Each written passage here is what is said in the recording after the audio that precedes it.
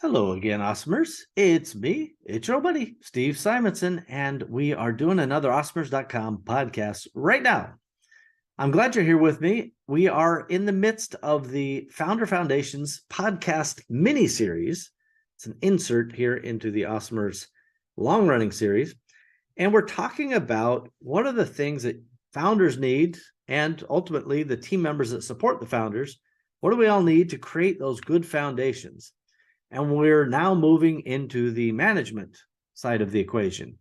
And this module is where you're now starting to focus on what are the management systems and ultimately the related processing and control systems to make sure that you're managing well. You may not be surprised to know that this episode is Systemic Management 101. So how can everything be a system? Maybe that's a reasonable question to begin this episode with. Is it reasonable that Steve O thinks that everything on planet Earth can be a system? The answer is, I think everything can be a system. Certainly everything that needs to be repeated. I'm sure there's plenty of one-off examples of things that do not need repeated. However, if you are going to have it in a business, and you're going to try to produce that predictable result that we have referred to in the past, you should, in fact, build a system. And so creating a system and managing those systems should also in itself, here's a hint, be a system. And for the advanced users out there, I've done presentations in much more detail on this in the past. And you can check out I think I have a website for this. I'll try to refer to it here in a minute. I got to check it for us first. But the idea of how you build a system, and I think it's systemforsystems.com.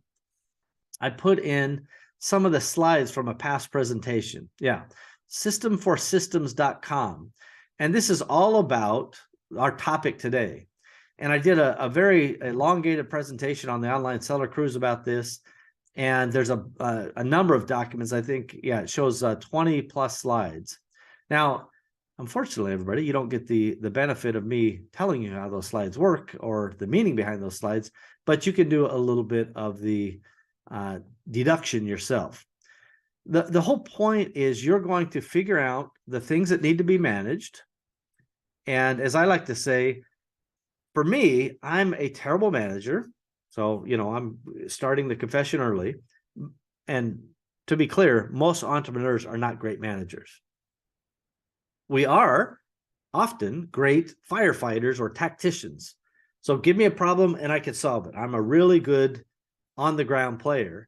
And this actually works against you, right, as an entrepreneur.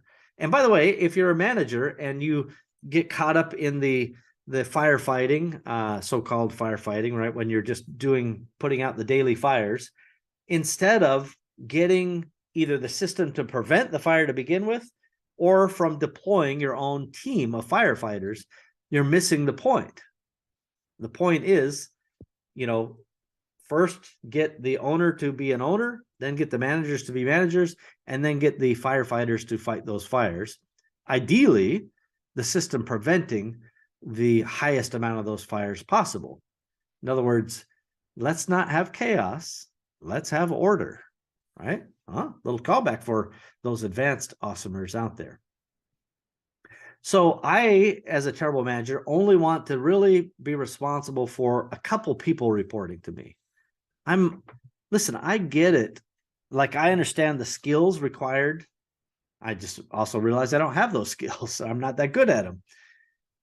And so it's a lot higher lift for me to be a good manager than somebody who's naturally inclined to be a good manager.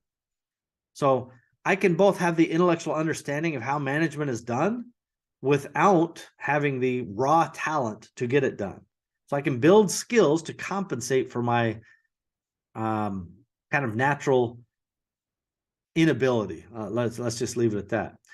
My point then is, instead of a competent manager who can have somewhere between 8 and 12 direct reports, kind of fully utilized, that's 8 to 12 direct reports. That means they are only managing, by the way. They are not doing any tactical level work. So if somebody only has, 2 people reporting to them, then they have some time to still do tactical level work. But let's just say a fully utilized professional manager can manage somewhere between 8 and 12 people. Beyond that, by the way, you're stretching them too far, and it becomes unreasonable on some level. That includes for founders who think that they're everybody's manager. I keep coming near my point, and then I keep backing up to elongate my contextual introduction.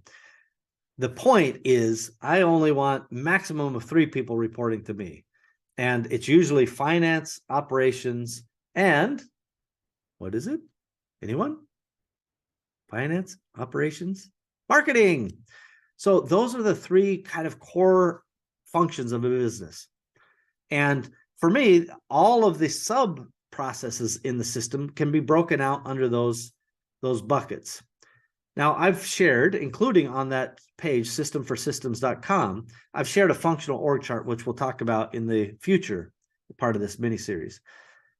And that has more than 3 buckets, by the way. But it doesn't take much to go, think of a finance lead, marketing lead, operations lead being responsible for all those buckets, and you start filling in not just systems, but you're filling in people that are assigned to those systems. Your objective with this training concept is to build something that outlines what areas of the business, what functions that is, are important, and then figuring out what systems you either have or need to document, and then prioritize those, and then just go do it, right? It's pretty easy. I want to caution you that as you start thinking about your business, and especially if you start thinking at the granular level, this can feel wildly overwhelming. That's just true. And I can both acknowledge that potential reality, but to tell you to pump the brakes, take a deep breath, and just remember that you don't have to do all of this yourself. Your team, not only can they help you, but this is not some penalty that you're throwing at them. This is actually how they can be not just a contributor to the company, but help the company reach its full potential. So all of this is like great news. And this should be part of the allocation of time. So when you have a manager, let's just say for the sake of discussion, you have a manager, they have 2 or 3 direct reports. Well, they certainly have some time to build systems. And so what's their functional area of expertise? How can they go through and help you at least catalog what the future systems need to be, and then come up with some structure of making those come to life in your business? And again, the systemforsystems.com will give you a little bit more detail as to how you define the beginning, what the name of the beginning of the system is, all the way down to the end system. The entire objective of this particular presentation and module is that you can make management systemic. And in fact, you can make systemic management part of your core principle. And that's why Systemic Management 101 is here for you today. That's why we're doing this. So again, in summary, in general, you're going to diagram what are the core needs of your business. Maybe you have different needs than me. Maybe finance, marketing, operations is not enough for you. And by the way, I could come up with a ton of examples where it's not enough. A manufacturing company, there are aspects that probably are outside of those categories. Not that you couldn't categorize them in some way, but I would probably do it a little bit different if I was just doing pure manufacturing. But in a generic way, I could probably make every business fit in it as well. My whole point is, as always, nomenclature should not get in the way of progress. So just start with something and make it better as you go. And please don't forget, you don't have to do all of this. Your core is to, come up with the context and the system. So here's why we're doing it, and here's how we're doing it. but not here's the us or me, more precisely, doing it. Here's how the team can get the job done. And systemforsystems.com gives you all the tips and hints that you need. And I'll be honest with you, I think there's a system for systems presentation I did somewhere in the Awesomers or Empowery content bank somewhere. And I recommend you go try to find it. So you can go to empowery.com and search for it. I know that site will lead to a blog post on Empowery. That's where that systemforsystems.com shows up. But I did some public presentation, even beyond the online seller cruise. And I recommend you check it out right now. Thanks, everybody. I hope this is helpful. And I hope that you're putting and seeing how all the pieces now are coming together. I hope those pieces are being put together for you mentally. And then later you can get your team to help you put them all together in tangible, actionable steps for your business.